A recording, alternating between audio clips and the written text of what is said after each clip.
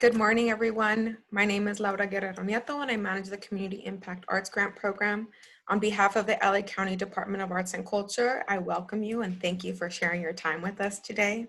I want to draw your attention to this slide that is currently on your screen, just to make you aware of a few places that you will need to access for resources for the Community Impact Arts Grant. The first has information on our website and includes all program guidelines, the sample application and application instructions. And the second website is really important. We have a new online application portal. The application instructions walk you through all the steps for setting up an account and all the ways that you'll want to access different information on the website, including resetting your password. So please feel free to review those materials and documents before getting into the application website. I want to welcome today Commissioner Tim Dang, representative of Supervisor Solis's First District. We are really fortunate and pleased to be partnering with Supervisor Solis's District on this application workshop. And we'll also be featuring a grantee from Supervisor Solis's First District as well. Commissioner Dang, thank you so much for joining us. Please take it away. Sure, of course. Thank you, Laura. Hi, everyone. Thank you so much for joining us. Yes, I am an LA County Arts Commissioner, and I was appointed by Supervisor Hilda Solis, who is such an advocate for the arts, and we are very happy to have her championing a lot of the cultural equity and inclusion initiatives and the recommendations of the Economic Resiliency Task Force, which I am leading the arts and culture sector in making these recommendations to the Board of Supervisors for the best and safest ways to get our sector back to work. And in the meantime, how can we sustain ourselves? So the arts, as some of you may know, are a really crucial part of our communities in LA County. The creative economy, of which the arts and culture sector is a part of, brings in over $200 billion to LA County's economy. So it is really important that the LA County support our endeavors. To bring the arts to each and every resident, each fall, hundreds of organizations apply to either the Organizational Grant Program, which is the OGP program, or the Community Impact Arts Grant, which is a CIAG, to secure funding for crucial arts programming. And normally these workshops take place throughout the region, but the Department of Arts and Culture have adjusted the format due to COVID-19, and we're pleased to be able to connect with you virtually to provide the information that you need for a successful application, and we want all of you to succeed. We know how important this funding is for your organization, especially during this time when many of you have had to make tough decisions and recalibrate your operations and programming.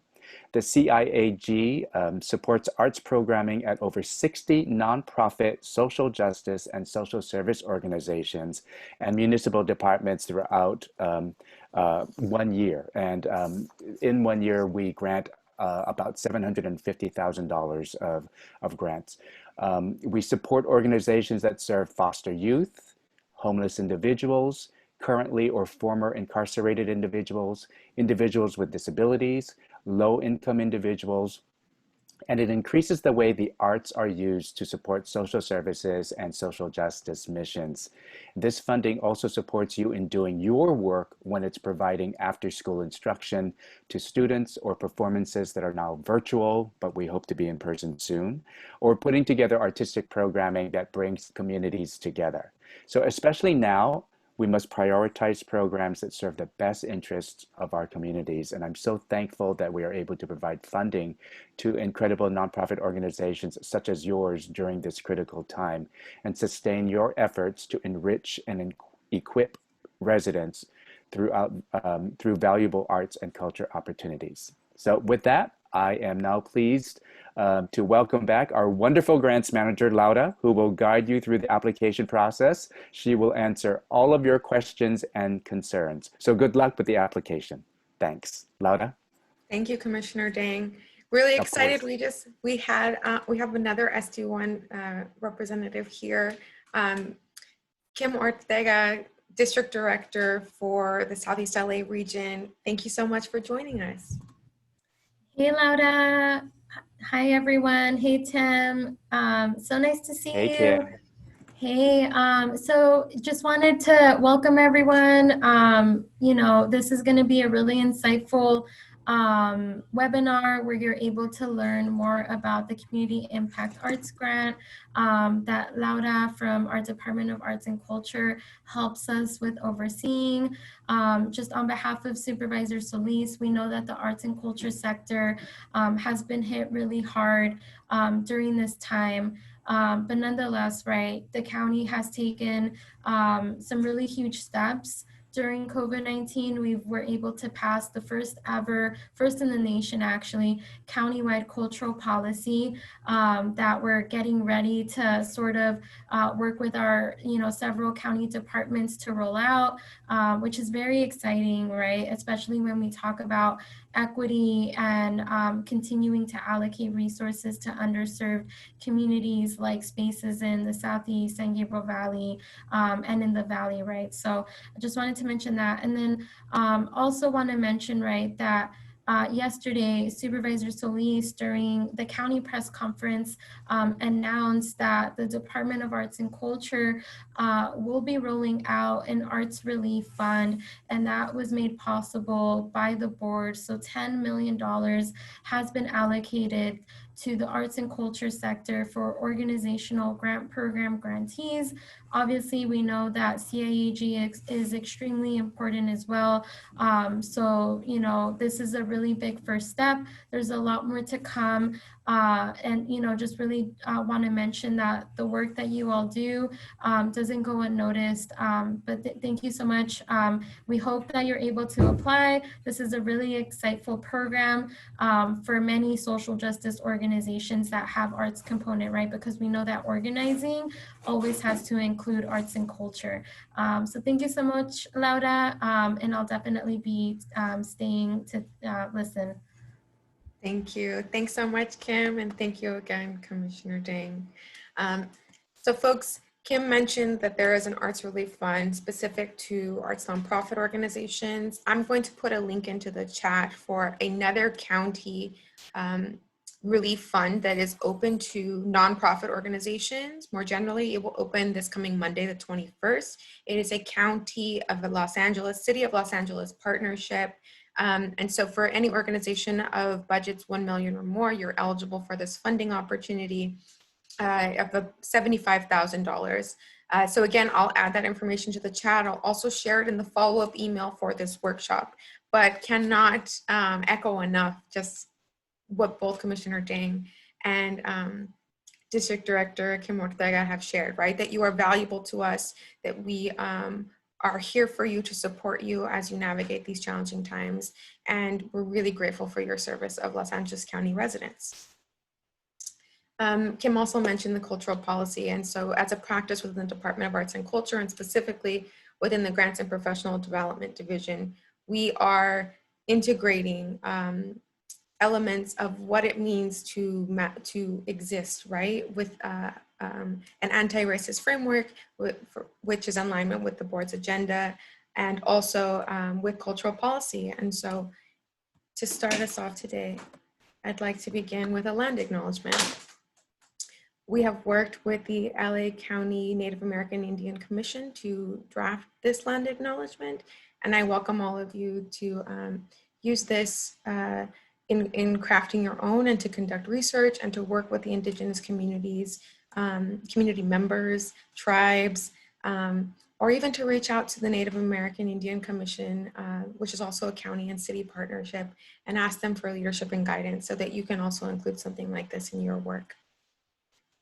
The Los Angeles County Department of Arts and Culture recognizes and acknowledges the first people of this ancestral and unceded territory with respect to their elders, past and present, and future generations. We recognize the Chumash, Gabrieleño Tongva, and Fernandeño Tataviam, who are still here, and honor with gratitude the land itself, those who have stewarded it throughout the generations. We honor and respect the many indigenous peoples still connected to this land on which we gather in our different virtual spaces, and we commit our work in service to and in alignment with these values. I also wanted to offer an acknowledgement of the wildfires that are raging through the West and overall changes in the climate that we are experiencing. Now more than ever, I think it's really important to have a articulated commitment, right? And to take action in supporting the earth and all that has been allowing us to survive and thrive for so many years. And so this is an offering, a practice in honoring that I've taken from a really wonderful arts and culture provider from the East Los Angeles area named Mujeres de Maíz. So I welcome you and I encourage you to revisit this at a later time. But I thought it was a really beautiful way to think and practice land acknowledgement, right? And cultivating that relationship. Do not forget that the ashes falling from the sky are all that remains of the pine and grass and thistle and bear and coyote and deer and mouse that could not escape. Scoop some up in a sacred manner, take it to your altar, offer prayers for these beings, honor their death, pray for life, call in rain, remind fire that it is full, has gobbled enough and can rest. May all beings be loved. May all beings be remembered. May all beings be mourned.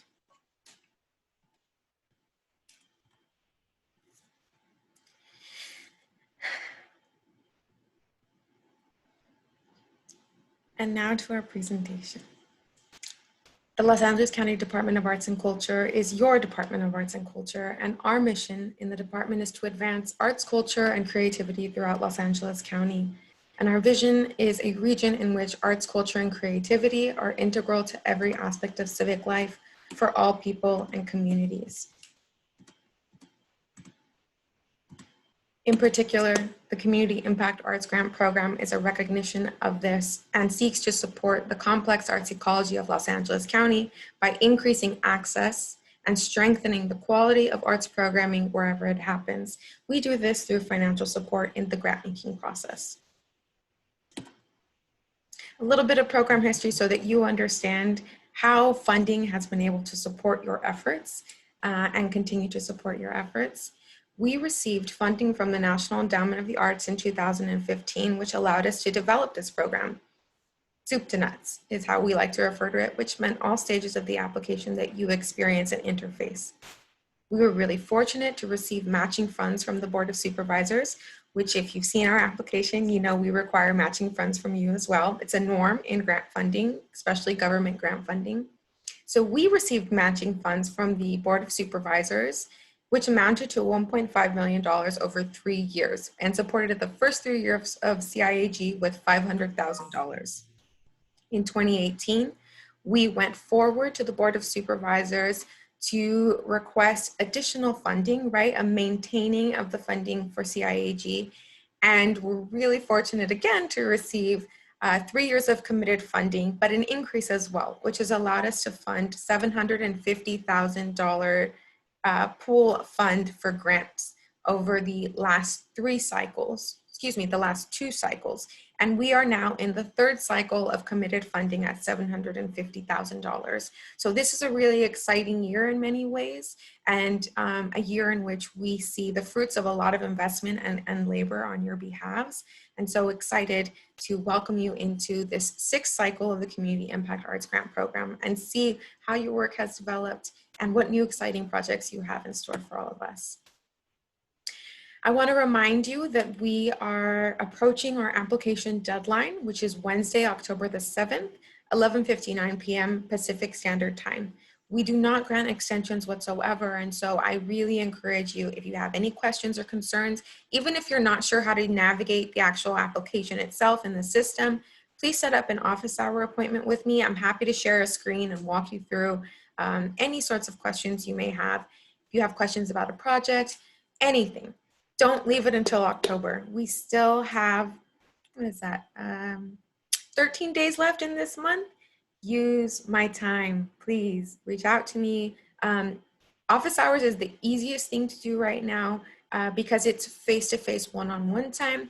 Email is also really great. I would imagine your emails are really clogged. So it might be easier, right, to just get on the phone and have a conversation. So I encourage you to do that. You'll notice that right now we're in the application open period, and the timeline that's on your screen. We're August to October. And the application will go through a process of auditing beginning in November. And then in the winter months of 2021, so that's December, January, we will begin the panel review process.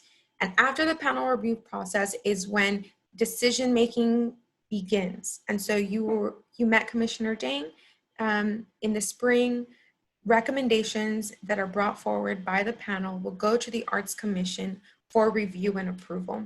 This will then move forward to the Board of Supervisors for final approval, which means that from October, when you submit your application through July, it is in a decision-making time. Now, why am I mentioning this to you?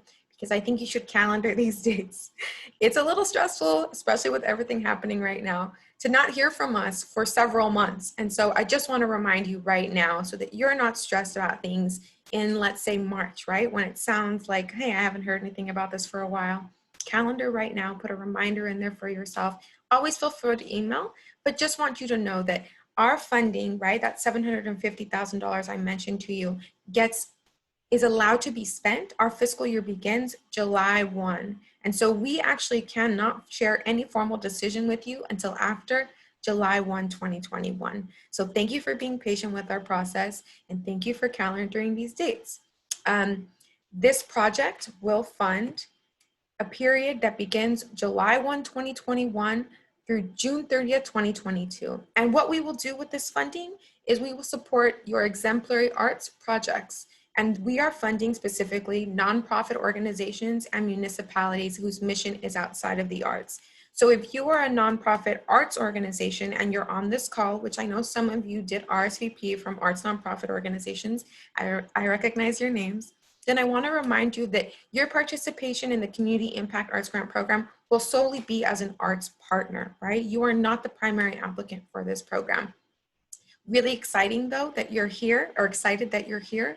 And interested in learning more about the partnerships that you are developing or have already developed with, again, nonprofit organizations or municipalities. And nonprofit organizations also includes fiscally sponsored projects, right? Whose fiscal sponsor is a nonprofit organization.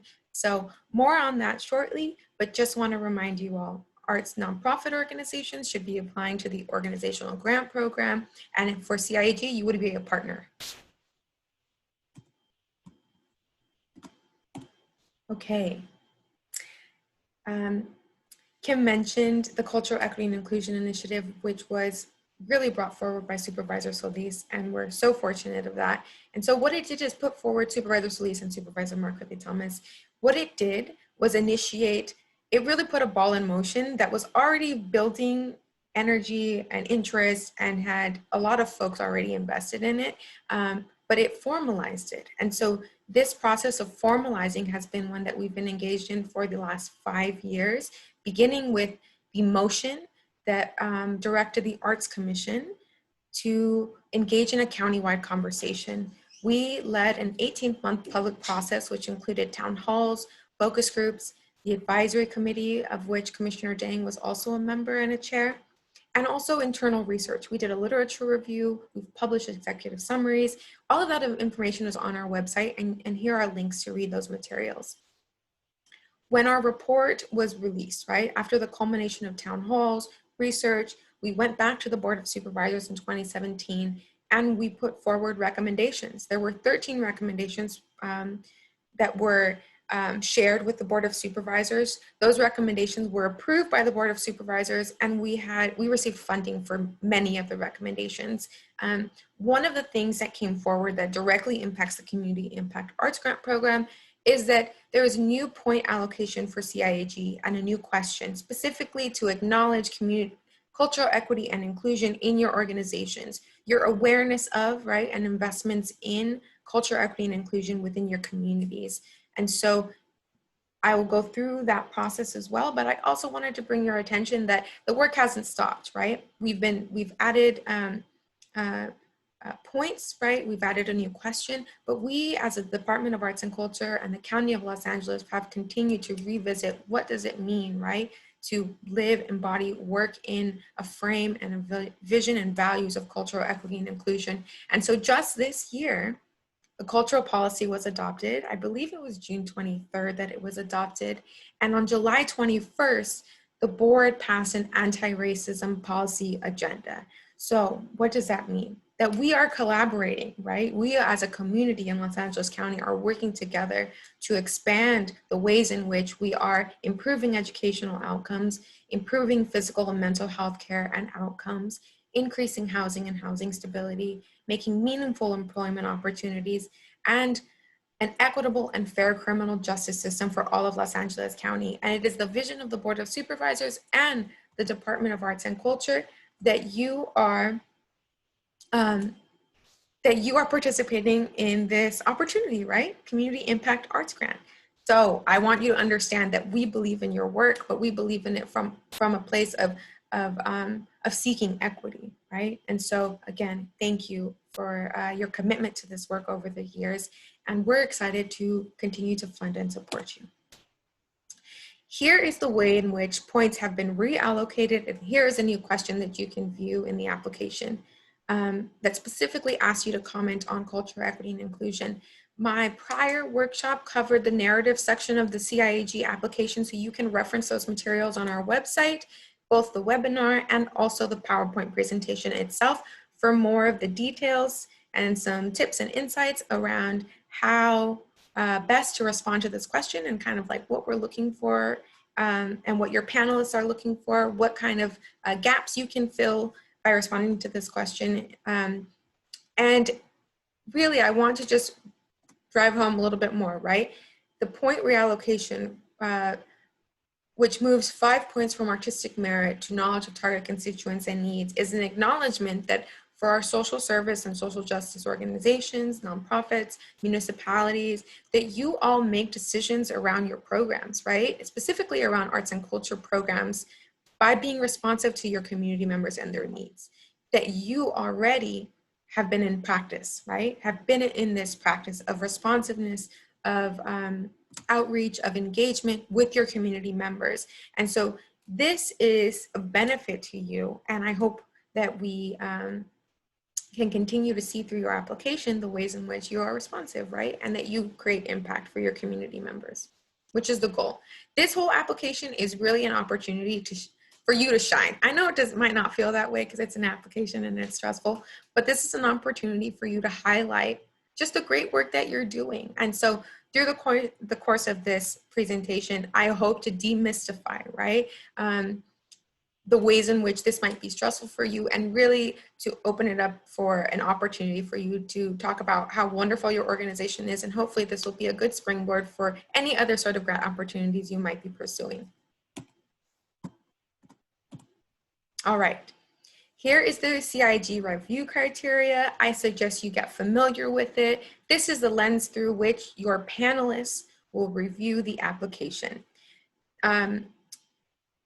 This review criteria is also available in the guidelines, and it's described in sentences. So what I've done here is I've pulled out bullet points, and these are the ways in which you can consider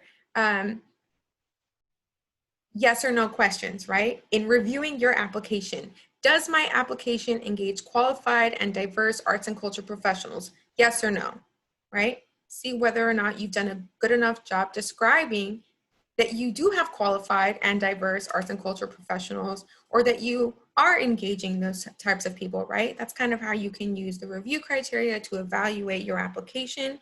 I also suggest giving this to someone that you know that loves you or might be able to be bribed with a coffee or a pastry. Ask them to review your application and ask them to respond to these review criteria. And has your application answered these questions, right? And it's a really fun opportunity, I think, to do some community-oriented peer group sort of feedback response for a process that can be kind of solitary. So that's my recommendation, something that I like to do as well. So I hope you'll take advantage of that. And a shout out to one of our grantee organizations featured here on this slide. This is the Los Angeles LGBT Center. This organization has been a long-time grantee of Community Impact Arts Grant Program, all of 6 years or 5 years. And the mural behind that is featured on this slide is really beautiful and was supported by CIAG funding and supported LGBTQIA plus youth in discussing and talking about their communities and what they see. And you'll see that some of the things that you can just picture in the background are still of interest and concern to us today. So beautiful, beautiful mural. All right, a little bit of details around what this award process, what the requirements are, all that sort of thing before we get into supporting documentation. So CIAG funds projects and does not provide operating support. What does that mean? It means that your request for this grant opportunity must be framed in terms of a particular finite aspect of a project, right?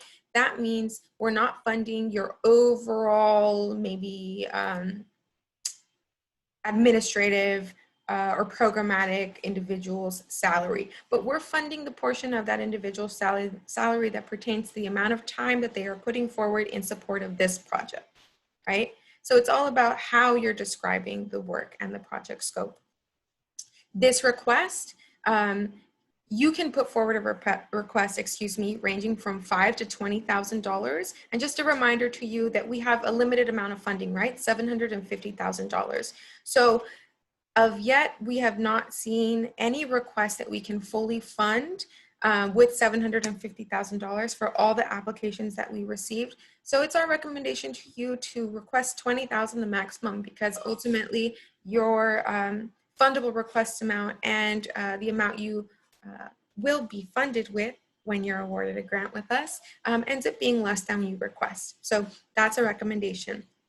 Also, something else to consider, I mentioned to you that we received matching funds from the Board of Supervisors, right? And so similarly, CIAG requires matching funds, that you demonstrate matching funds for the amount of funding that you're requesting. So if you're requesting $20,000, you must show $20,000 in matching funds. This is because this grant is reimbursable. So your organization needs to carry the financial expenses of the project to its full implementation, right? And then we will reimburse you with your grant funds. So we want to make sure that it's going to be successful and be able to be carried out, because that's how our funding mechanism works out. Very similar to other government agencies.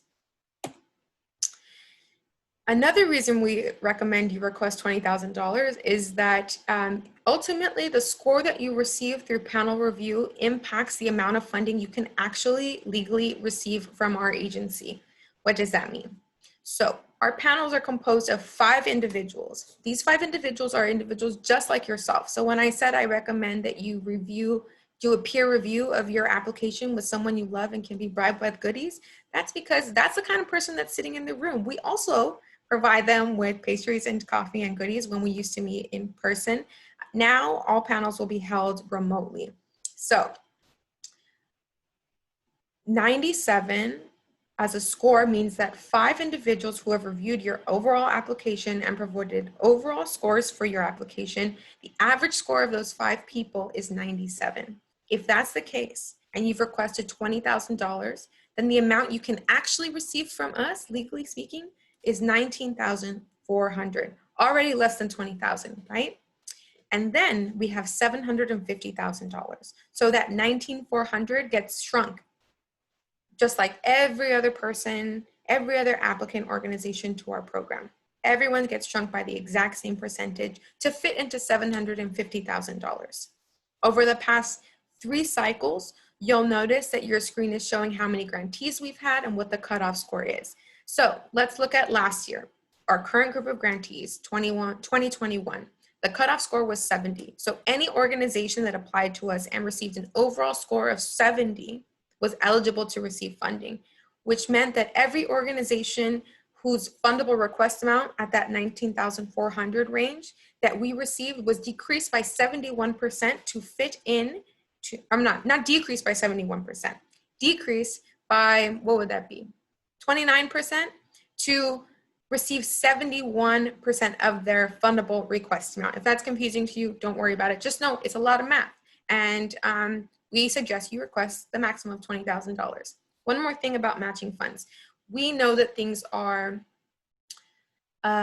tenuous, uncertain, precarious, right? So our recommendation to you is when we're asking for information about your matching funds, be as detailed as possible. It's okay if, you are not completely confirmed on foundation funding or on another grant opportunity.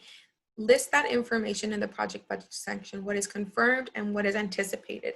The other thing is that right now is September the 17th, right? Your awards announcements will come out in July. The project itself will begin in July or after that.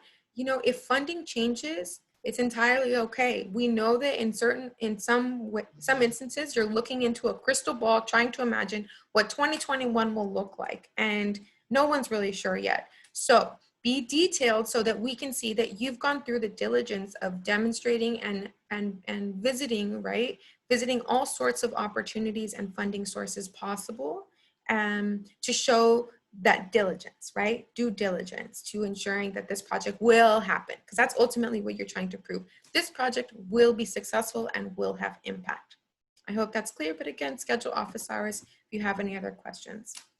I've mentioned these grant review panels. I've told you we have 5 panelists, and I've also shared that these panelists are members of the community just like yourself. And that's completely true. So here's a little plug. If you have not served on a panel for the Department of Arts and Culture, I recommend you nominate yourself and do that today. I will include this nomination link in the follow-up email as well. Please nominate yourself. If you're an agency that is applying for the Community Impact Arts Grant Program, you will not be eligible to serve on a CIAG panel, but we have other panels. We have the Organizational Grant Program panels, and usually have 16 panels there. So, we would love to have you join us and participate in that review process. We also have panels for our civic artwork. So if you're representing a community any community in Los Angeles County, please let us know. If we have, for example, we have an artwork right now that is going to go through community review, and it's in the Hacienda Heights area, Roland Heights area. We don't always know who lives where, right? Even if you're working especially if you're working, let's say, in East Los Angeles, right? But you live in a different community and you're commuting in, it's helpful for us to know so that we can open up opportunities for you to participate in decision-making processes for arts and culture. So I hope you'll take that into consideration. And yes, please nominate yourselves. It's a really wonderful and yes, time exhaustive process to review applications, but it's one of the best ways for you to learn how best to present yourself in an application, right? There are also other opportunities to serve as a panelist. And so I also highly recommend you nominate yourselves for California Arts Council, which is the statewide funder for the arts. And I think they have an open nomination process right now. And also the National Endowment for the Arts, the national public funder for the arts. These are both really wonderful agencies to work with. Their staffs are really sweet and helpful, and it's a lot of reading, but I promise you that it is a really important process for you to engage in and will be highly beneficial for you. So that's my plug. I wanted to share with you some current examples of CIAG funded projects. The first is Little Tokyo Service Center. LTSC is a community development corporation that uses arts as a strategy for community building and engagement.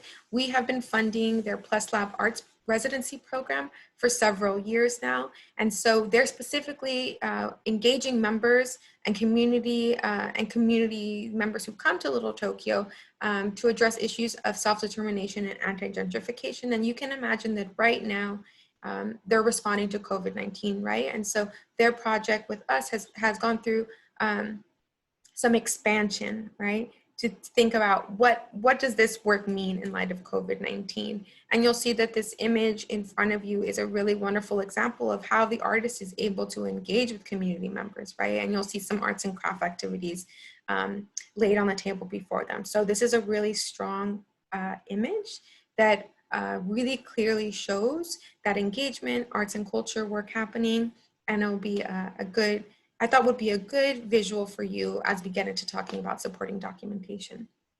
And then the image on the bottom right is from Vista Del Mar Child and Family Services. And so this is a shot of a therapeutic music program that is offered for individuals participating in intensive treatment at their residential facility. And you'll notice that the faces of the participants have been blurred to respect their privacy and anonymity. And so thinking about communities, right, that whose privacy should be protected, I think it's important that we consider that there are ways to show community members and participants whose privacy we still want to respect. We could also take images from behind their head to show and share in a PowerPoint presentation supporting documentation, or you can choose to blur their faces, right? But these are some of the ways that you can still use maybe the images you have on hand while respecting privacy and meeting your internal regulations and protocols for your agency, which we always, always, always want to respect. And you should include some information, just a brief line about that in the supporting documentation section so that the panel's aware, right? And I think that speaks highly to you, that you're sensitive to the needs and privacy of community members that you're serving. All right. Really briefly, this has been covered in all prior application workshops, but I want to be sure that we all know what the eligibility requirements for this program are, and that you're sitting in the right workshop, right? There are also workshops for the Organizational Grant Program. Those happen on Wednesdays beginning at 2:30. So just in case, let's be sure we're all where we need to be. As mentioned, the CIAG program supports organizations whose mission is providing services other than arts programming. We assess this looking at your organizational budget. And so over 50% of your organization's budget must be dedicated to non-arts programming, equals 51% of your budget must be dedicated to any sorts of activities that are not arts and culture programming, okay? Another thing, your organization must be a 501c3 tax-exempt nonprofit or a municipality. Your principal offices must be located in Los Angeles County. You must have an operating budget of $25,000 or more. You must have a functioning board of directors. 51%, we like that number 51, must reside in California. And you must have a total of 8 arts and culture activities that have occurred over the last 2 years, right? This is a demonstration of consecutive arts programming. It is also meeting a requirement of hosting 4 arts-based workshops, classes, performances, or presentations in each year. Fundraising events and programs do not qualify. And a reminder of just the types of eligible organizations: nonprofit social service organizations, environmental organizations, mental health organizations, child development organizations. These are all types of organizations that are current grantees of CIAG. And then a reminder for anyone that is a fiscally sponsored project that the requirements for nonprofits remain the same for you. Your fiscal project must have a budget of $25,000 or more, and 51% of your fiscally sponsored project's budget must go to non-arts programming. A joyful announcement that OGP currently, just this year, has begun to fund fiscally sponsored art projects. So if 51% of your budget is going towards arts programming, then you're eligible for OGP this year. And we highly, highly recommend and encourage you to apply. It's the first time ever that we've allowed fiscally sponsored arts projects to apply for OGP. So thank you. Thank you. And please visit that opportunity for additional information. All right, just a brief slide about who is not eligible to apply for this grant. If you have questions about this, please feel free to give me a call or schedule a one-on-one appointment. But something that is new is that we no longer allow for institutes of higher education or learning, such as colleges or universities, their departments, their centers, or institutes, to apply for funding for this program. And that's brand new in this cycle. So what do we allow? Well, we allow funding to support arts and culture-based projects that are taking place in Los Angeles County. That's very important. These are public funds, right? So we want to make sure that they're staying in Los Angeles County and supporting Los Angeles County residents and communities. As I've already mentioned, the projects must take place between July 1, 2021 and June 30th, 2022. This can be new projects, it can be existing projects, this can be an arts education related project, but if it is, then it has to happen outside of the school day, school hours, right? So if the school day is 8 to 3, then you would be providing services after the end of a student's school day. And that's important because we already fund arts education work happening during the school day through the OGP program. And then also our arts education collective is funding arts education policy work that's happening within school districts. So the Department of Arts and Culture is already supporting arts education happening through the school day. And then just a quick note for municipal agencies, municipalities that are seeking funding, that your municipal department that is applying for funding for CIAG cannot be the arts and culture department, cultural affairs, nothing of that regard. It has to be an organization or a department such as Department of Public Works, Department of Transportation, Department of Parks and Recreation, Library Services, anything outside of the formal arts and culture structure, right? We are really, with this funding opportunity, supporting cross-sector work in the arts, and really wanting to highlight the ways in which municipalities, nonprofit agencies, and their partners are working together collaboratively with arts and culture practitioners, with artists, with creatives, with collectives to support overall well-being in their communities with arts and culture. With that, we're going to take a brief breath break. And I want to give an opportunity, if anyone has any questions, you can unmute yourself and ask questions now. If not, we'll get back started in just 1 minute.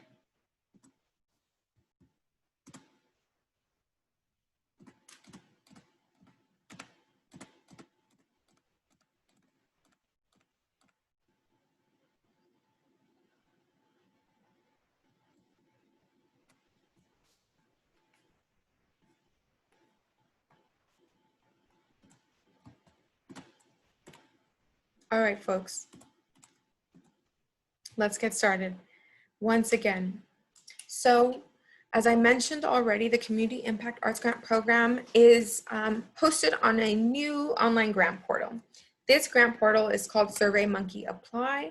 It is an upgrade of the Fluid Review system that you previously were working in, and we hope that it is a more user-friendly experience for you all.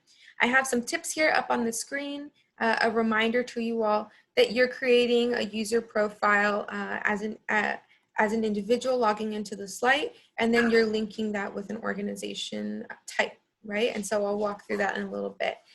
Another recommendation, please draft all application responses in a Word document and then copy and paste responses.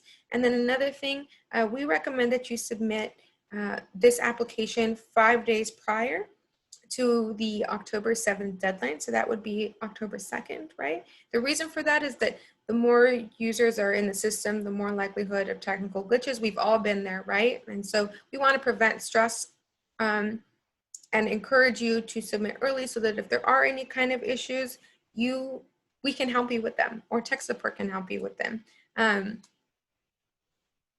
And lastly, always save your email address and password that you're using to log into the system so that you can not be stressed out again when you're trying to log in, right? And won't have to go through any of the stress around that. So all of these tips are to support you having a stress-free application process.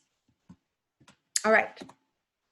So let's look at what this new system looks like. And I want to just share that it has a lot of really wonderful supports for applicants.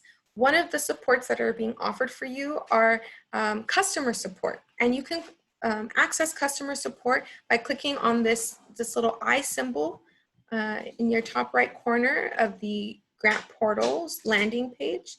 And you'll notice that there are 3 options here for you. This first option allows you to actually email our site administrator. The second option here provides you with FAQs and how-tos for your applicant user status, which means that if you need help with something and you're the type of person that likes to Google search, this is where you would do that Google search. I don't know how to XYZ, and then there's an FAQ for most of the issues that you might encounter.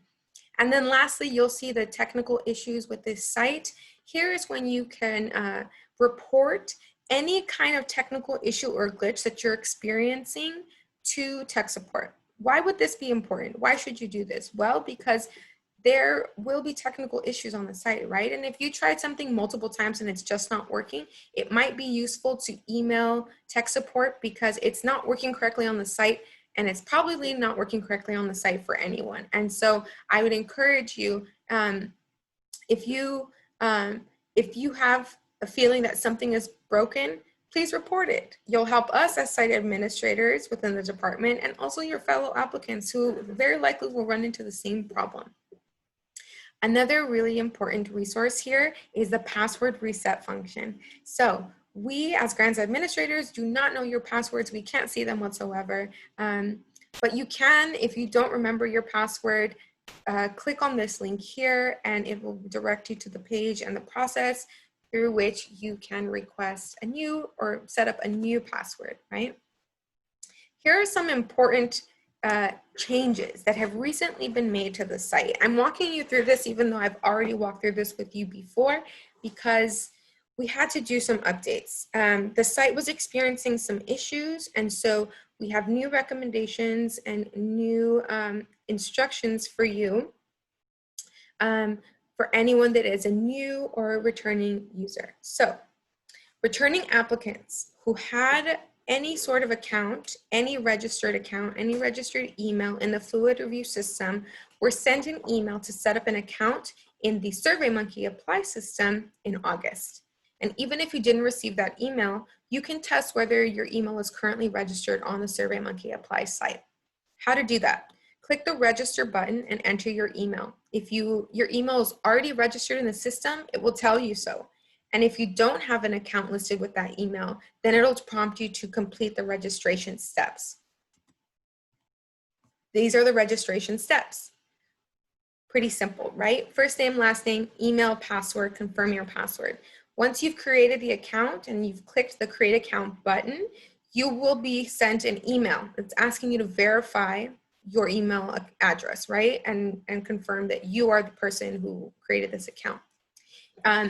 You don't have to immediately verify your email address. You can, but you can also just log into the website. If you log into the website, you'll notice that there's a top banner that will appear on your screen that's reminding you that your email address has not been verified. And you can click on this send verification link so that it resends that email that it already sent to you, right? The third step for new registration is to complete an eligibility profile. And a reminder to you that you are completing, every single user on our website is an individual. That's different from what we were saying before, but we had to make some site improvements. And so every single account in this SurveyMonkey Apply website is an individual account. But when we're talking about the type of applicant you are, right? I've mentioned our eligibility requirements for CIAG. You are an organization.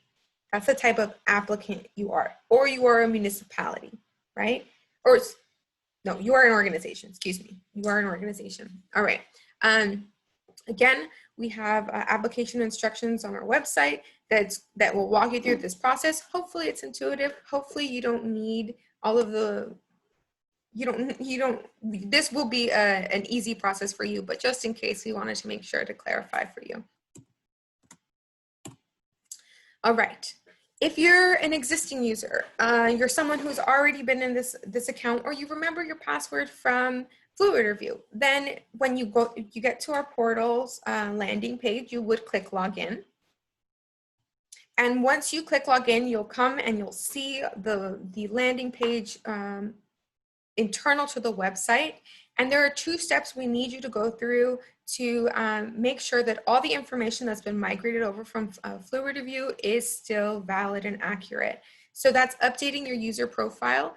You'll do so by, you'll notice here, this is the first and last name that I entered, right? If I was a new user in my registration, or that was migrated over from FluidReview, you'll click this down arrow, and then once that you click the down arrow, you have two options, My Account or Log Out.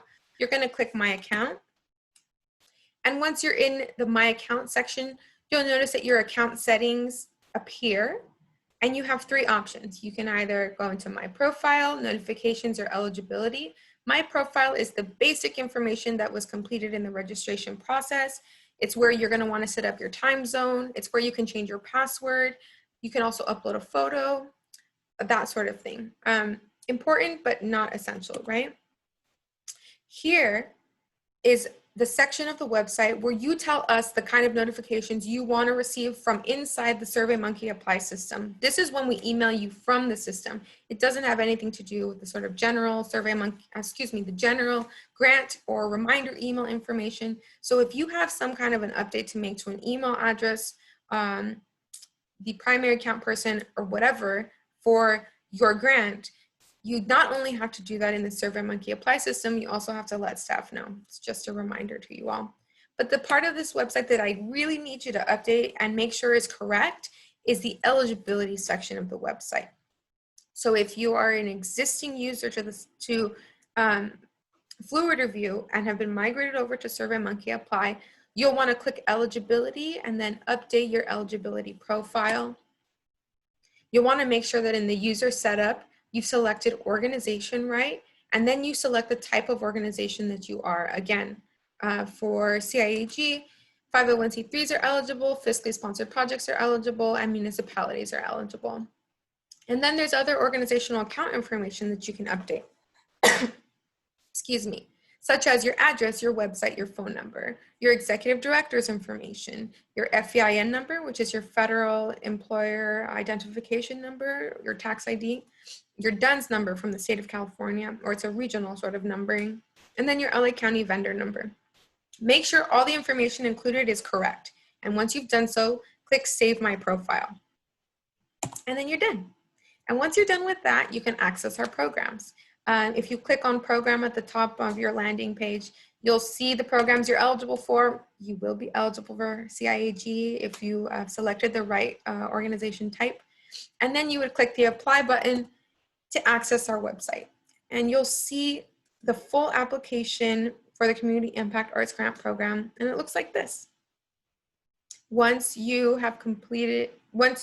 actually completed with the application, you'll notice some things have changed, right? No green arrows, check marks, excuse me, all green check marks. So if you've successfully completed each of the application sections, you'll notice that there are green check marks here, and up here in this square box, there will be an option for you to either review or submit. This is what it looks like when it's fully submitted. And now we're going to get into supporting documentation. We're running a little bit over, so I'm going to go really quickly through this section. But again, you'll have access to this PowerPoint and this webinar as well. So feel free to reference this again if you have additional questions. Here is a list of all the supporting documentation that is required for the Community Impact Arts Grant. There are things that are required of all applicants.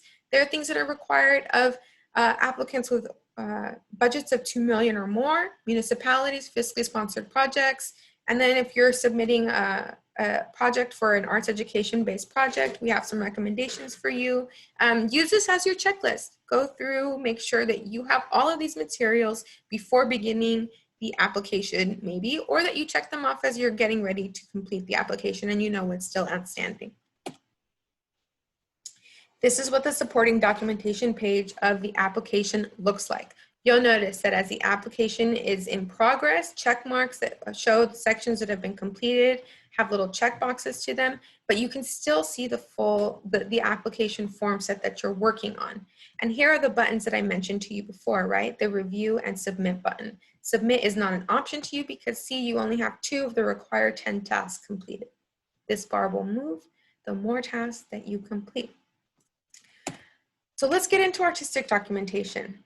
Again, there are several kinds of supporting documentation that you are required to submit artistic documentation, letters of recommendation and review, your financial documentation, and then there are some optional materials such as your promotional material or the lesson plan, curriculum, sample, that sort of thing. But let's get to what is absolutely required. Artistic documentation is required, and this can also be seen as service documentation. So we require a minimum of 1 sample, but we highly recommend that you submit 2. You have a 2 maximum, use all the space that is provided to you. And a reminder that if you're applying for a video or media arts-based project, you're required to submit at least 1 video sample. We have some submission requirements. I'll get into this a little bit more later, but I really want to just highlight for you that time is of the essence, right? I mentioned panelists are just like you, so their time is limited. They will have read your full application and then gone to the artistic documentation and supporting documentation section, because it's kind of at the end of the application, right? It's one of the second or third to last form fields before you submit. So while the video or audio sample has a maximum of 5 minutes, I highly recommend that your first 90 seconds be just like blow them out of the water, amazing, right? And that can be done in several ways, and I'll share some tips with you. Similarly, your PowerPoint presentation has a maximum of 10 images that you can show, and it must be 1 image per slide, but give them something to look forward to. We recommend that you create a context for all your submissions. And then if you're submitting published materials, if that's sort of the area of emphasis of your work, if it's graphic design, right? Like the type of documentation that you're going to be submitting is really, should be decided by the type of discipline that you're working in, right? So let's say it's a writing workshop and it's also graphic design, then it would make sense that you have published materials, right? That you would be sharing. What does the final product look like? For example, if it's a dance class, right?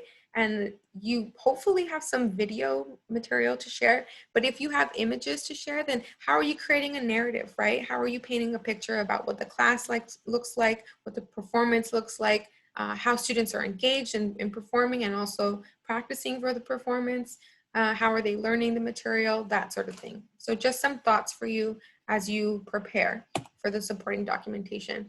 And as I've mentioned, if you're sharing images, right, our requirement is that you share them in a PowerPoint presentation, a maximum of 10 images, right? But don't just submit 1 image on its own as your upload.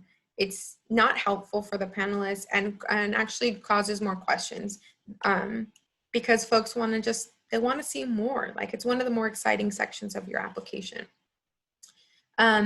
Again, your images must be submitted in a PowerPoint. There's a limit of 10 images that you can show, 1 per slide, but there's a way that you can make these images come to life, right? Sort of think of captioning on Instagram, right? Or the ways in which a context or a story or a narrative is created based on the words that you're using. So when you're thinking of providing the context, consider naming your participants. Who is pictured? Think of their demographics, or even say program participants, but then name the program. Who is the teacher? What are the dates? Where does this take place? How are folks being engaged? When we're thinking about virtual programming, right? I think we could think about like a snapshot, if it's allowed, right, of the participants in your Zoom meeting or Teams meeting, or whatever sort of platform, or what is the programming that's taking place virtually, and what are the sort of supporting materials that students are using to accompany a lesson, right? Those sorts of things can be provided. Most importantly, we want to see your work. So it can be past work, even if it's different than the project you're requesting funding for now. It could be your current work, or it could be future collaborations or collaborators and examples of their work. What are you hoping to do with this project? What are some ideas you have? If it was your vision and it completely came to life, what would that look like? Use the PowerPoint to describe and bring to life the narrative section that you've been talking about, right? They're ready, they're on board with you. So this is the space really for you to just make sure you knock it out of the park. And then similar, here are some recommendations for video samples. Shoot in landscape mode, which means turning your phone sideways instead of shooting it in portrait mode. Hold it steady or use a tripod, right? So that the camera's not shaking around a lot. Consider that light matters. So don't just start recording. Make sure that it looks good. And I know I struggle with that. So, you know, trial and error. Don't wait until the last minute to create your video or to upload it. Also consider that sound really matters. So maybe it would be helpful, right, for you to use a headset or headphones plugged into your phone while it's recording, rather than just allowing it to capture like the sound that will be captured by the camera phone anyways, right? It kind of reduces it a little bit, reduces the area of that is recording sound a bit. Sometimes it's helpful to have a script. I know I really benefit from them. So that might be a way for you also, right? If you're doing interviews with participants, which could be a way for you to feature folks virtually, right? Or folks who have participated in virtual programming. Maybe give them sample talking points like, hey, these are just some factual things that you maybe want to cover. You might want to describe in your video. And then watch it again. Bring some popcorn, sit around the fire together, just kidding. But make sure that it's enjoyable to you, right? That you like the work that you're sharing. All right, here are a couple more things. And I want to share with you that we need information here for the artistic documentation. This is what it looks like when you're uploading the file. This is the information we need, a brief description. This is really helpful because it provides, again, another part of context for the panelists that are viewing your documentation and materials, right? To kind of set the stage for what they'll be reviewing, a preview, if you will. Important to include the title of this. If it's a PowerPoint presentation, it could be called, you know, CIAG Application PowerPoint presentation. If it's a video or a song, you know, what is the name of the song? What is the name of the video? That sort of thing.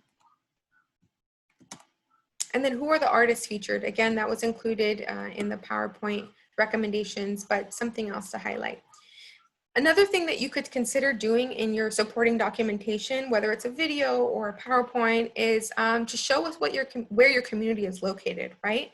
So Los Angeles County is very large, and while we all work really hard to serve every community in Los Angeles County, there are certain places that we definitely have a deeper connection to. And so you'll see that there's a difference between you know, describing the communities of Los Angeles County really broadly and generally, and then me showing you where all of my current CIAG grantees are located, where their headquarters are.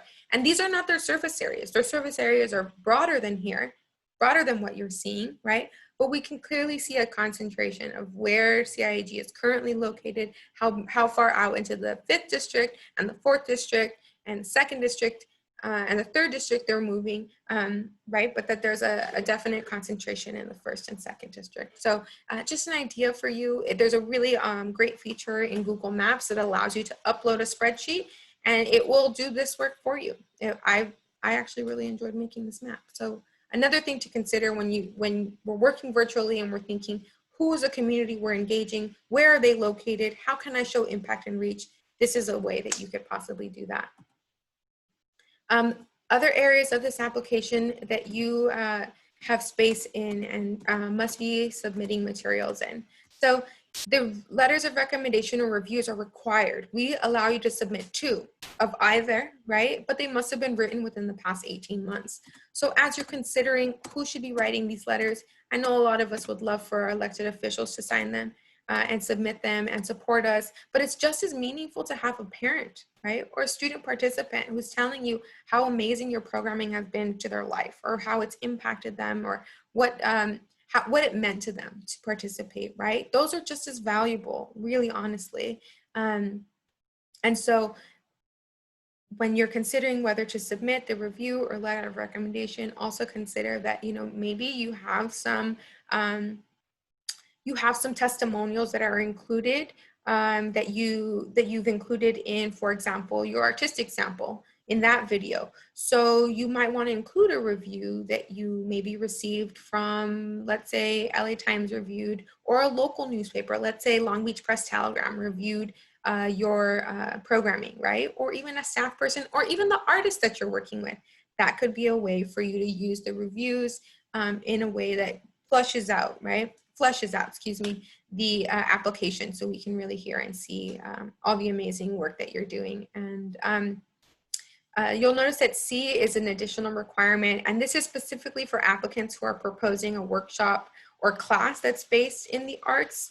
And so something to add here, while traditionally arts education has been seen as something that is K through 12, we know that arts and culture are an essential part of human development. So I think if you're leading any kind of a class, that it would be beneficial to provide at least an outline of what is going to be learned, right? What the learning objectives are, what the sequence of learning will be, if it's going to be building on each other, if it's cumulative learning, all of this shows your thoughtfulness and preparation to successfully implement this project and ensure impact for the community participants that you are working with, right? So think about it in that way.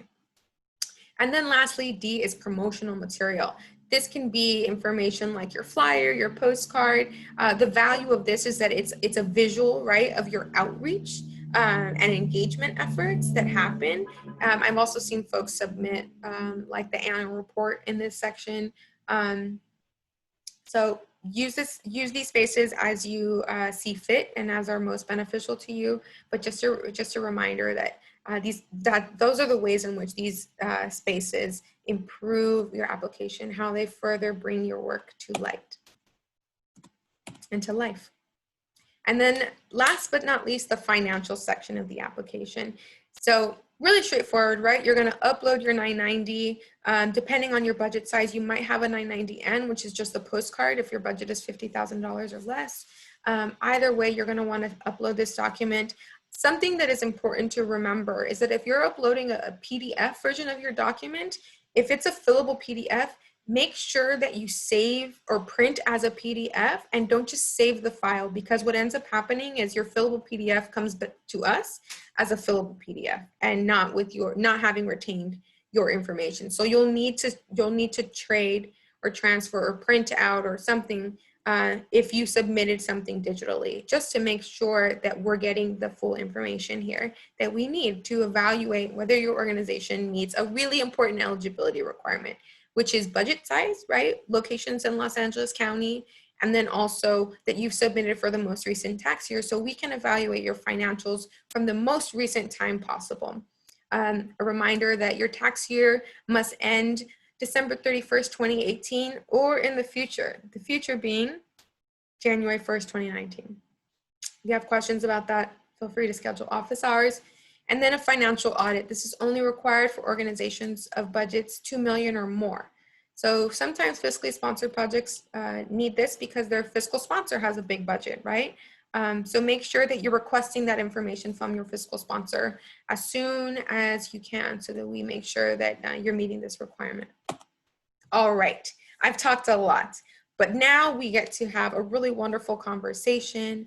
And we're featuring a grantee from the first district, East LA Community Corporation. And the reason we're featuring ELAC, and in particular Quetzal Flores, is I really wanted to have an opportunity to discuss how we can best highlight our work, right? From someone who is a participant and current grantee of this program, and someone who has a lot of experience in advocating for arts and cultural investments to support, as Kim mentioned, social justice efforts, but also service of community in meeting their full needs. And so with that, I would like to welcome Quetzal Flores to join us in presenting. And just before, I want to just share with you some of the amazing accomplishments and all the great work that Quetzal is currently engaged in. Quetzal is currently the Director of Cultural Power for Community Power Collective. He's also a program manager for the Alliance for California Traditional Arts, also known as ACTA, and a co-founder of Artivist Entertainment. And then many of you might also know him as the founder and director of the band Quetzal. So without further ado, Quetzal, thank you so much for joining us today. I have a couple of artistic samples here, but rather than focus on that, I wanted to give you the opportunity and just lend the floor to you because I took a lot more time than I expected. Thank you, Laura. I'm impressed by your stamina. So, and I'm glad I got to see that presentation because it also gives me deeper insight into how you're processing all this information. So again, my name is Quetzal Flores. I've been immersed in social justice and arts work for many decades. I know I look really young, but I'm old. And so I wanted to talk a little bit about this idea of the CIAG and how it served my purposes and the purposes and visions of my work very well. Growing up in LA, in East LA, there was always a great desire for something like this that just didn't exist. There wasn't a clear understanding, even though myself and many of my colleagues from the art movement in the 90s in East Los Angeles understood that you do not separate and compartmentalize first arts and culture, and then second arts, culture, and social justice, that they are all part of an ecosystem and a symbiotic process. And so in 2014, I started working, no, it's 2016, I'm sorry. I started working with ELAC, East LA Community Corporation, as the Director of Cultural Vitality. And in this capacity, I was brought in to really transform the DNA of the organization as a cultural organizer, to bring in processes to be able to shift from this static and often toxic nonprofit culture into something more holistic, more humane, more conducive to the impacts that we intend to have outside of the organization, right, in the community. And so, and to also understand that we are all as an organization and should act according to that accountability and responsibility. And so I often talk about arts and culture and the practice of it as systems, as the practice of systems. And so a lot of the work that we did with ELAC was around challenging those systems within ourselves through these practices. And so we did murals, we did songwriting, every year we would do a big Dia de los Muertos thing internally. And a lot of this was to build that muscle and to build out a deeper understanding and vision of ourselves as part of a larger community. And so we had a lot of wonderful success. We're able to arrive at a theory of change that really supported this idea and this vision of mobility as an organization and growth. And then we also were able to build out what was first an arts program. We called it the Young People's Leadership Academy, which is the artistic sample from 2018 to 2019. And so we basically started an arts program for families, youth and families. And a lot of this programming was focused on the traditional arts that can be found in the East Los Angeles community, and the importance of lifting those traditional practices up again to learn, exercise, and examine the embedded systems within. The idea of cooperation, the idea of mentorship, the idea of collaboration and collectivism, the ideas of healthy communication, of transgenerational space, and all these things that are necessary for us to thrive as a community and to be breaking down these silos.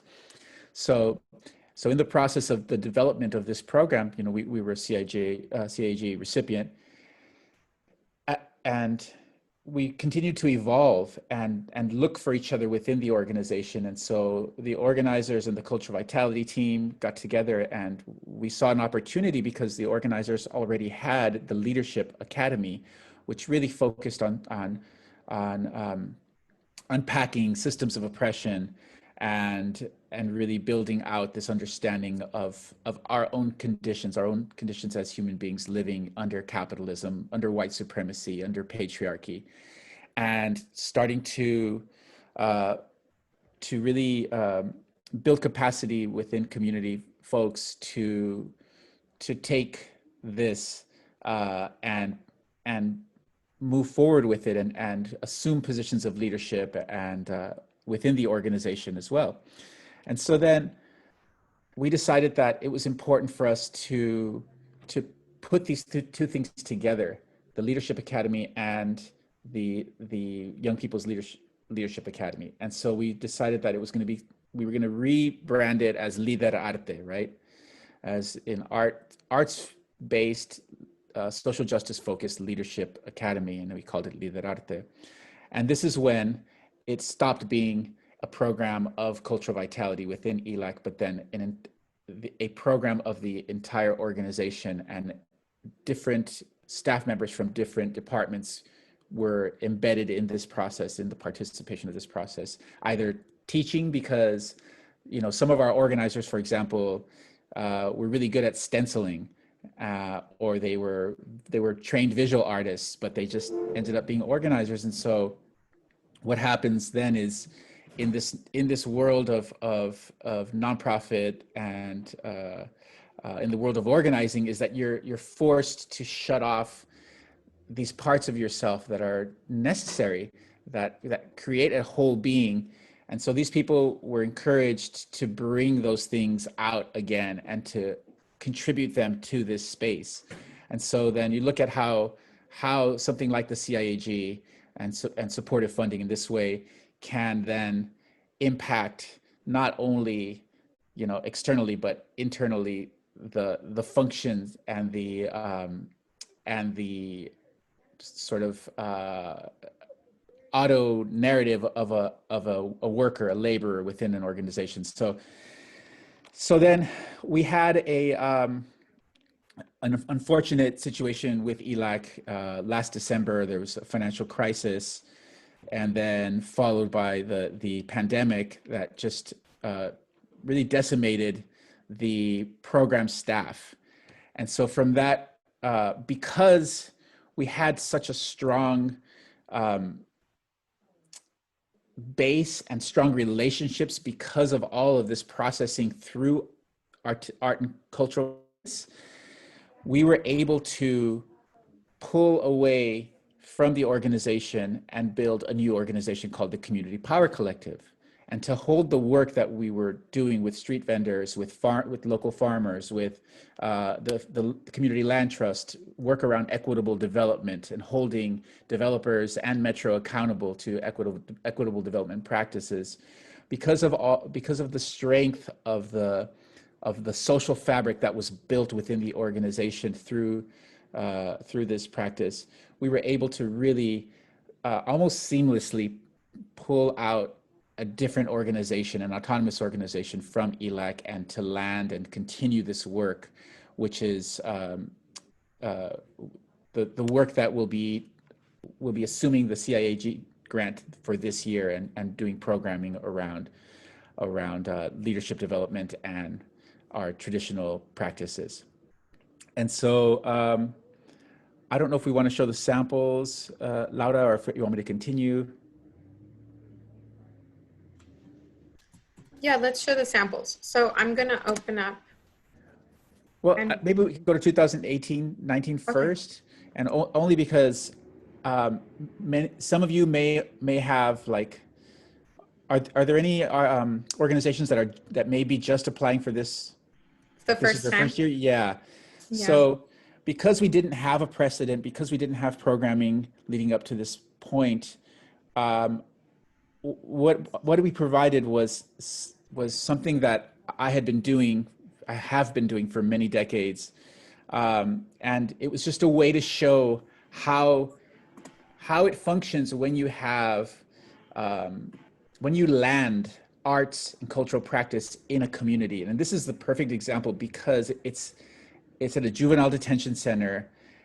These young people have been are confined, and to create a sense of mobility within this space is a tall task. And so to be able to utilize songwriting and artistic practice as something to generate feelings of love and empathy and hope, and for them to tell their own stories through this process is basically what I wanted to get at. And you can probably start at somewhere at like you can start at the beginning and then cut towards the end. Just maybe like a minute of the beginning. Okay.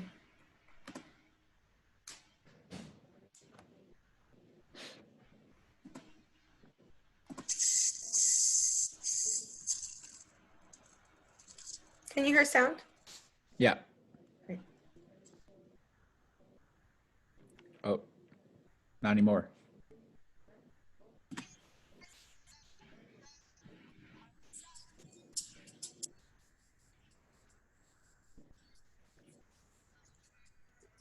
Oh, yeah, the sound is not good.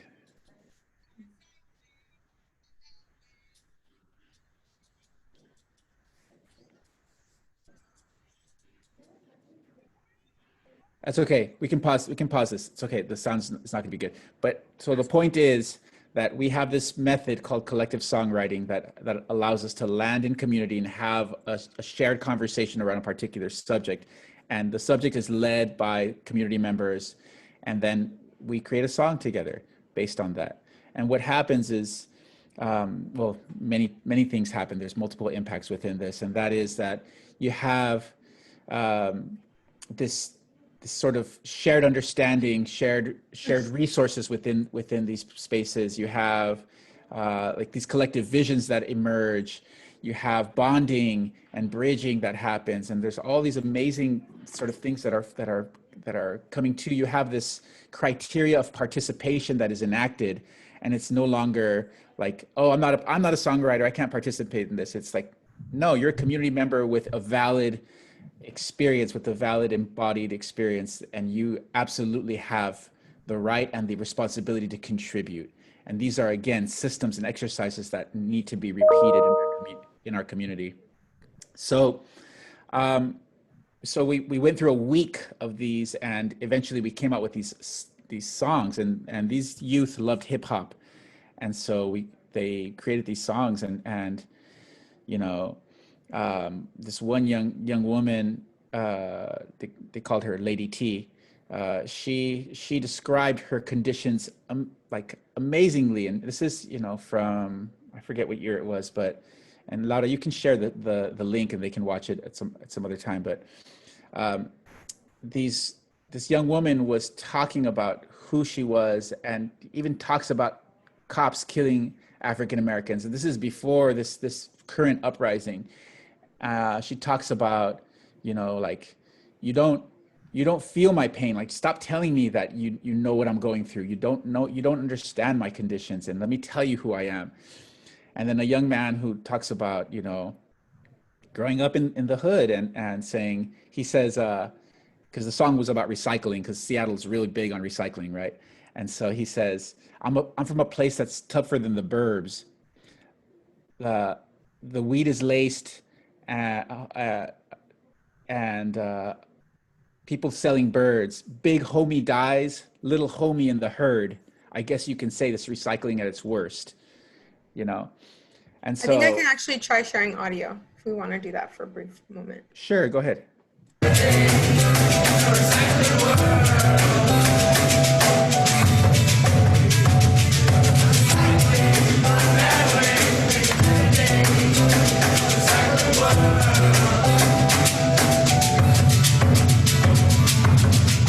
Place that's rougher than the burbs. The weed is laced and people moving birds.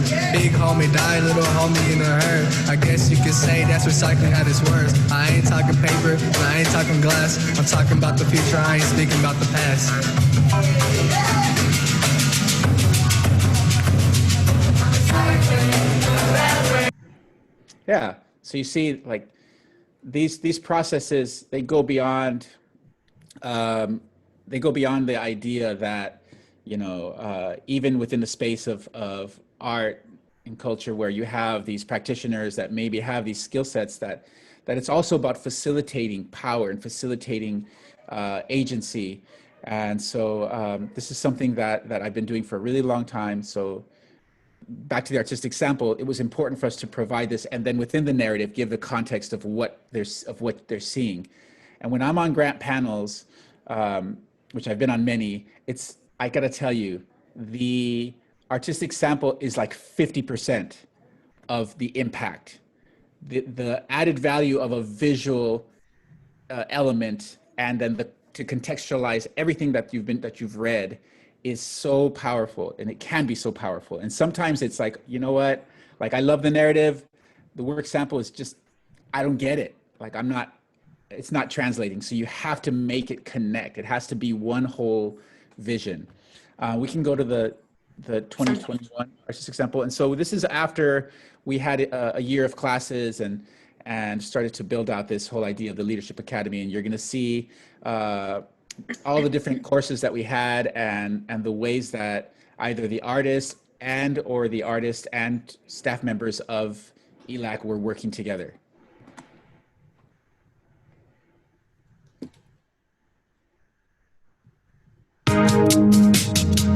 Oh. Sorry, the music you're listening to is actually music created in the music production class. Go ahead. Perfect. Thank you. I crack my tongue on the sweetness of the apple. Orange brush my cheek under the sun. Crack my teeth on the sweetness of your smile. Such a mistake, but it can't be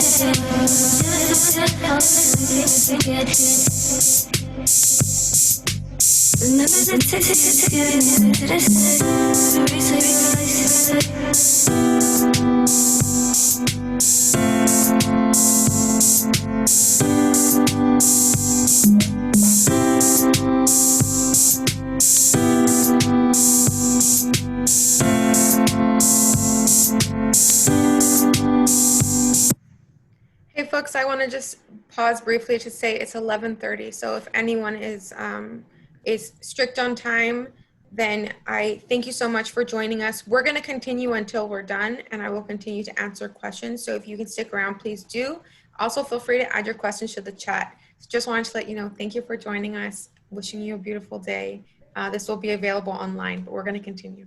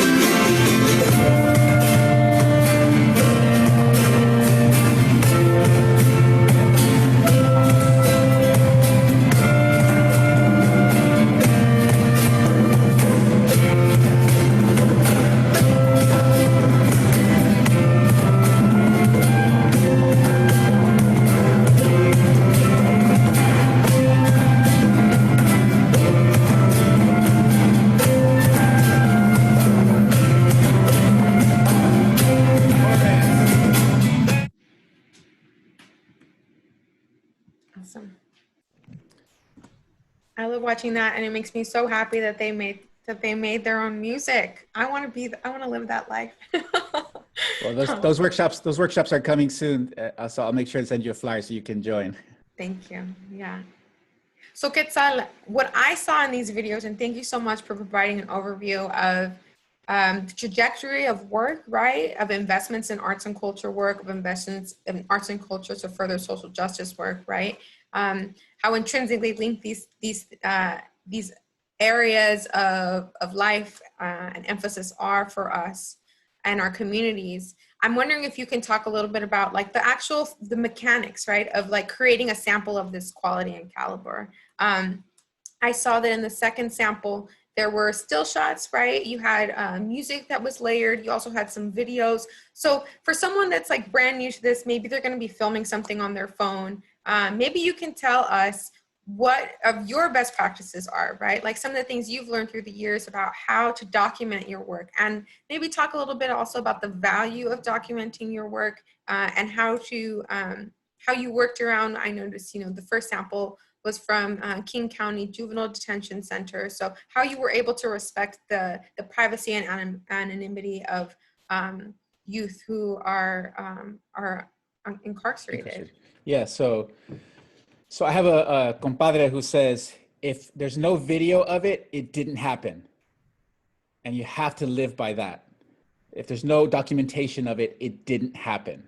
So you have to be relentless about documenting, even if it's small snippets. You want to make sure you have your camera. If it's on your phone, you want to have it sideways, something simple like that. And just record as much as you can, because that content is going to be useful at some point.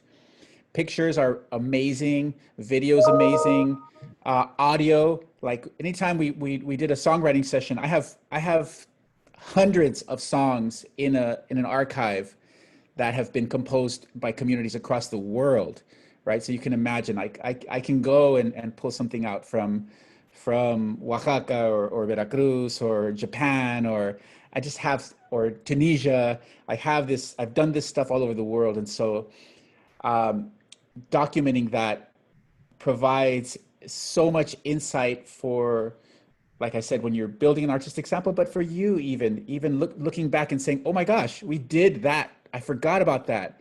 And we have to bring that back, or we have to utilize that somehow. So in terms of best practices, it's always have someone that's committed to taking photos or video or audio. That's number one.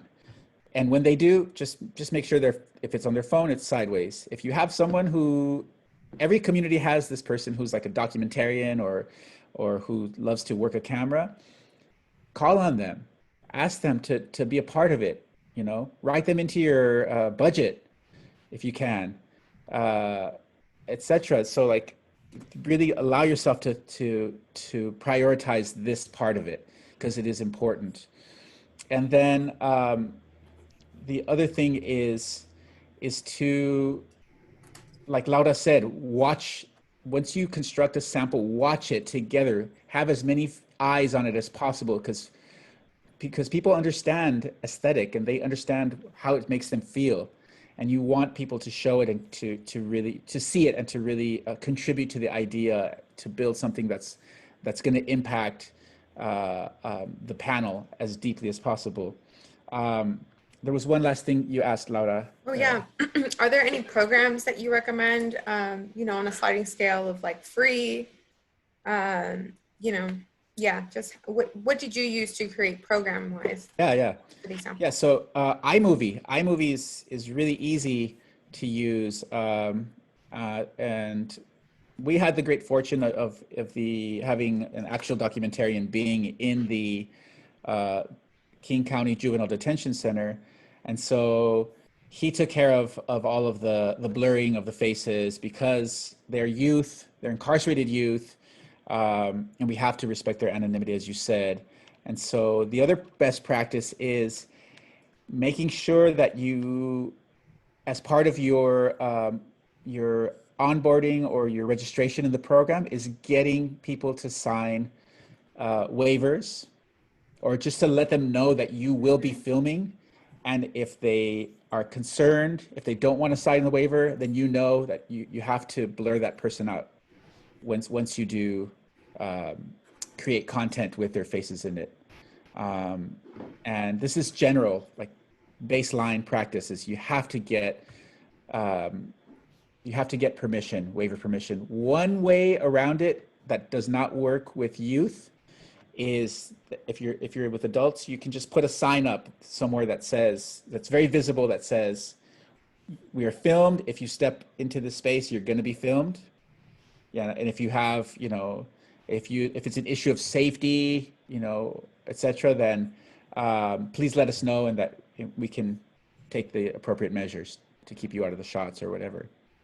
So that's like some of the basic stuff that you want to be thinking about when you're documenting.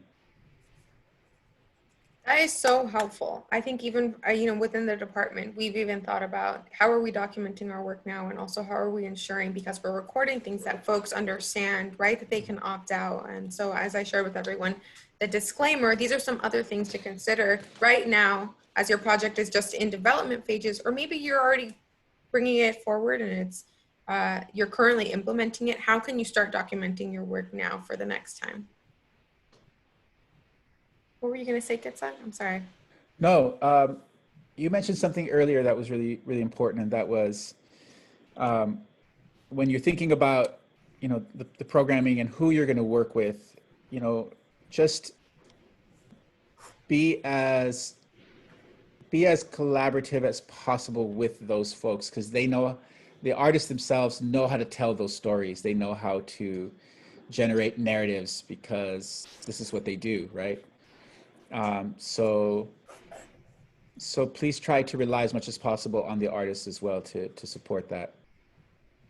Yeah, and I also want to highlight something Quetzal shared, which is, please, like when you're thinking about your organization, your project's budget, and I covered this last week, think about all the things you need to do things really well. For example, we have a grantee organization who's never before thought about getting someone to manage the production of their documenting their event. And now that everything's going virtual, they're going to hire an expert rather than putting the stress, right, or the stress to learn how to do something well in a short period of time on a current staff member. They're going to hire a professional and then invest with that professional to train staff so that staff has that capacity moving forward. That is a very valid use of CIAG grant funding or matching funds, right? Documenting this for the future. I also want to share that, like, we are in a very, hopefully a very unique time. Hopefully this isn't the norm for all of us, right, moving forward.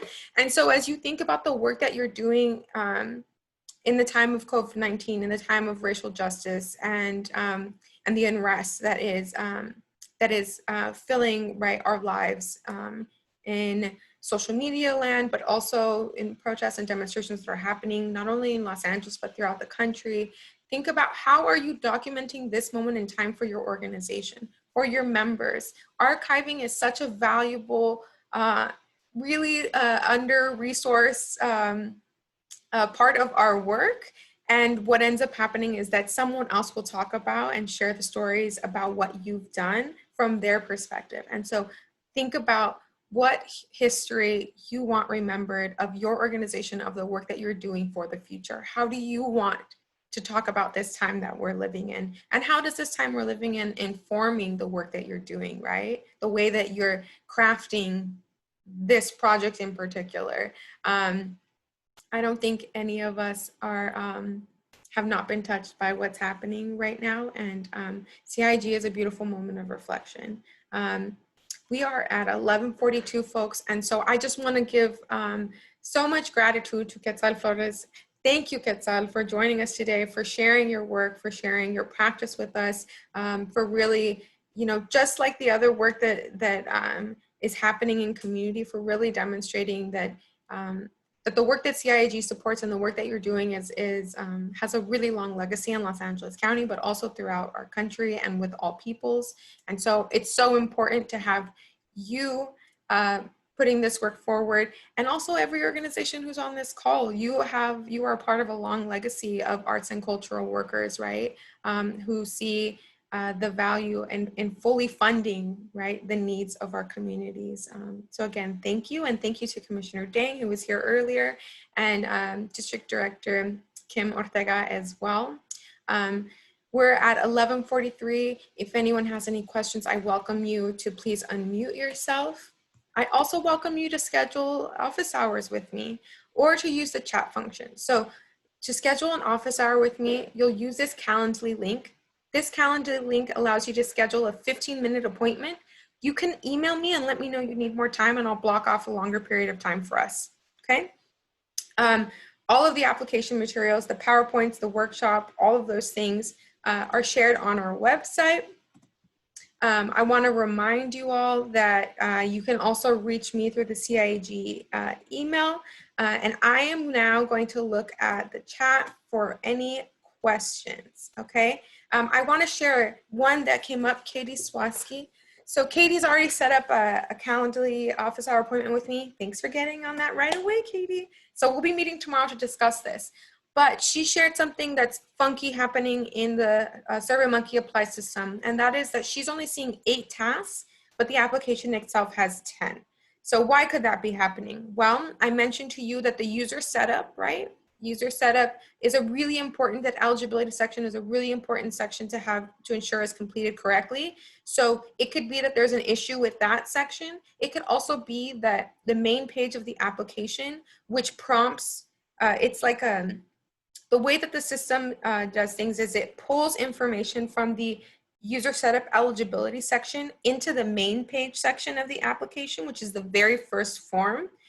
And then when you submit that very first form and you complete it, it's like a validation of the information you submitted in eligibility. If that's confusing, set up a Calendly office hour appointment with me. But once completing the main page form, that should be when you can access and see that supporting documentation section. So Katie, if you want to try that out, you can do that. If you want to wait to do it together, you can do that too. Whatever is most comfortable for you. Hi, Laura. This is Katie. I was just going to jump in. I signed up for an office hour, but your only soonest one is next Friday. Okay. Is there a way to override that and open up one tomorrow? Yeah, I can see about that. I'll follow up with you because I saw your email. I thought it was for tomorrow. So yes, I will do that. Thank you. Yeah, no problem. Does anyone else have a question? Okay. Well, again, my name is Laura Guerrero Nieto. I am your grants manager for the Community Impact Arts Grant Program. I want to thank you so much for joining us today. And thank our speakers, Quetzal Flores of CPC, Commissioner Tim Dang of the Arts Commission, and Kim Ortega from Supervisor Solis' office in the first. This presentation, this workshop was brought to you in partnership with Supervisor Solis' office, and so we thank her for her leadership and for her support of arts and culture. And I thank all of you for your work and support of arts and culture. If there's anything you need from me, please feel free to email. And a reminder to you that I'll be sending a follow-up email with a survey that I'd love for you to complete and some other resources just after this workshop. Thanks, folks. I wish you a beautiful day, sending you care. I hope that you are in good spirits and that you and your family and friends are safe. Blessings to everyone. Have a wonderful day.